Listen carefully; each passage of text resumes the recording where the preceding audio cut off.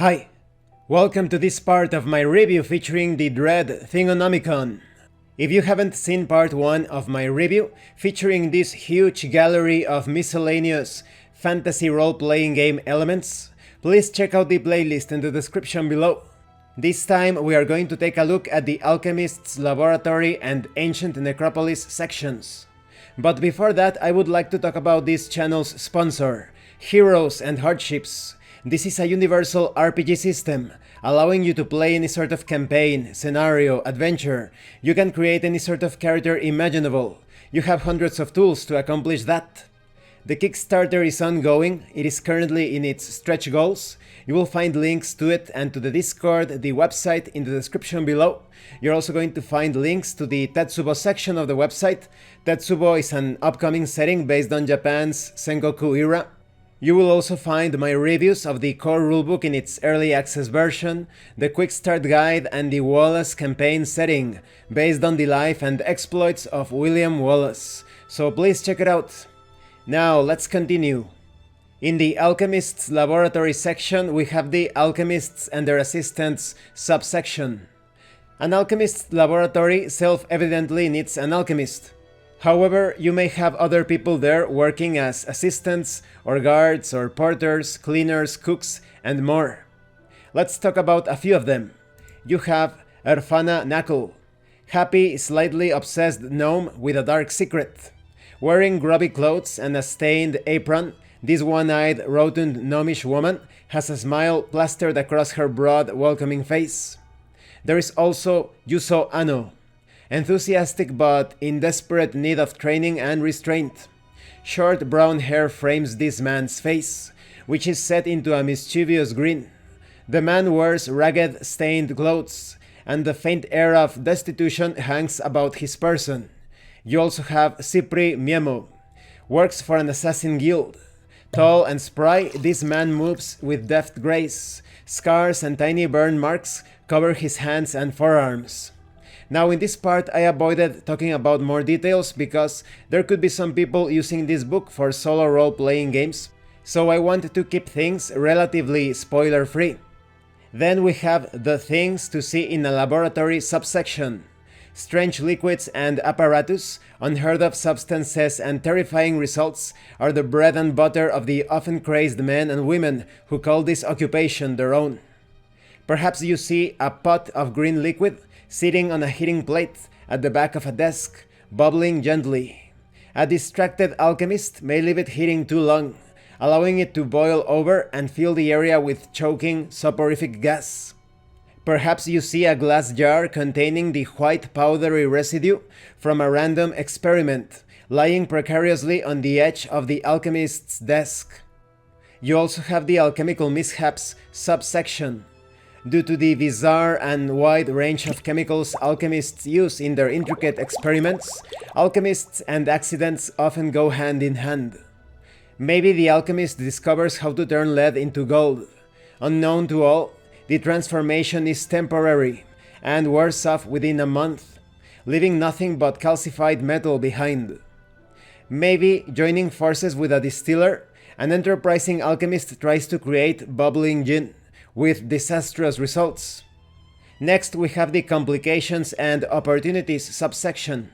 Many alchemists are not known for their social skills or caring attitudes.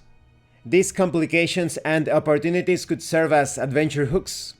Perhaps a shipment of meticulously prepared silica must be taken to a glass maker, but another alchemist has got word of the shipment and wants it for their own. The alchemist asks the player characters to protect the shipment. Maybe oozes and slimes form part of a clumsy alchemist's research. But he was careless and recently one escaped, and one of his servants disappeared as a result. The servant's family asks the party to investigate the disappearance. Now we move on to the Ancient Necropolis section, starting with the things to find in the Necropolis subsection.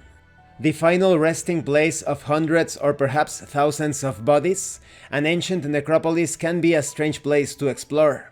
You could find many things there, such as strange markings in the dust suggest something was pushed or dragged through this area. What it might have been, however, is unknown. Maybe a faint breeze caresses the party's faces. The breeze creates swirling eddies of dust around the party's ankles, seeming to grasp at their warm, life-filled flesh. You also have the burial niche dressing subsection. Perhaps a faded sheet embroidered with mystic symbols covers this child-sized skeleton. Maybe a single rune meaning cursed is inscribed in the stone above a niche.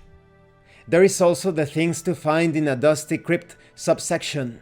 It seems adventurers are always poking about in dusty, seemingly abandoned crypts. Maybe they discovered that the walls here were once decorated with brightly painted images, painted directly onto the smooth stone. The colors have long since faded, and now only a suggestion of what once was remains. Maybe the adventurers noticed that a pillar once held up the roof here, but it collapsed at some point in the distant past. Dust shrouds the resultant pile of rubble. The ceiling over the debris sags noticeably and dangerously. There is also the things to find in a sarcophagus subsection. Adventurers always seem to be breaking into ancient tombs and crypts in search of undead horrors and their loot. Maybe the sarcophagus has two occupants. They have been laid to rest holding hands. Maybe the occupant of the sarcophagus clutches a moldering scroll in his hands. It crumbles if touched, but an investigation of the remains reveals several indistinct religious symbols. You can also determine the sarcophagus decorations on the lid.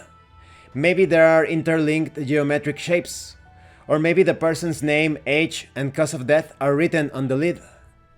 There's also a things to find on a thief's body subsection. Tomb robbers are drawn to necropolises like moths to a flame. Perhaps the result is, clutched in one hand, this corpse holds a partial map of the necropolis. The faded markings show the robber's route from its main entrance to where he fell. Perhaps a burnt-out torch lies near this robber's body. A search of his pack reveals no other light sources. You also have a protective curses subsection. The dead lie moldering in coffins, tombs, and sarcophagi, often surrounded by treasures tempting grave robbers and foolhardy adventurers. However, these treasures are usually guarded by powerful curses. Maybe a blood-stained pit filled with bones causes whoever enters it to hear the screams of dying creatures for a number of hours. Maybe any person passing by a row of upright sarcophagi has to re-roll the next roll made to avoid or mitigate damage within the next 24 hours, as the spirits of the dead cluster around them. There is a strange effects subsection. An ancient necropolis can be a strange, alien place.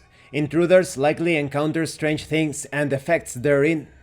Maybe there is a faint mist clinging to the floor. Or perhaps the translucent spectral image of what the necropolis looked like in its prime is superimposed over the place's current condition. This effect is sporadic and fades in and out of view. There is also a minor hauntings subsection. Vestiges of the dead wander the necropolis, fleeting spirits mirroring their past lives or lashing out at intruders, disturbing their rest. Perhaps a ghostly procession of priests drags a screaming servant down a tunnel, leading deeper into the bowels of the necropolis. Maybe the temperature rises to sweltering levels, as if the explorers have entered a fire. Blackened, writhing figures flicker just out of sight. Perhaps the sight of a haunt leaves a character shaken for half an hour. Maybe contact with the otherworldly nature of the haunt inflicts 1d6 damage on the character. You also have a strange sounds subsection. The sounds below can come from any direction and be at any volume. Maybe you can hear the skittering of tiny clawed feet on stone. Or maybe something large slithers through the necropolis. The party hears the rasp of its scales on stone. Or maybe you can hear the sobbing, perhaps from ghostly mourners. And this concludes this part of the review. In the next part, we are going to take a look at the Archives and Libraries section and the Bandits and Brigands section. You can have your own Alchemist's laboratory and fill it up with all sorts of things generated with these tables. And when it comes to the ancient necropolis, this is perfect for a very dangerous adventure site filled with powerful undead. Thank you for watching this part of the review, and thank you for your likes and your comments. If you have any questions or comments, please let me know. And thank you so much to those of you that are going the extra mile to support the channel. If anyone else wishes to further support the channel, the information on how to do that will be in the description below. Once again, thank you, and see you later.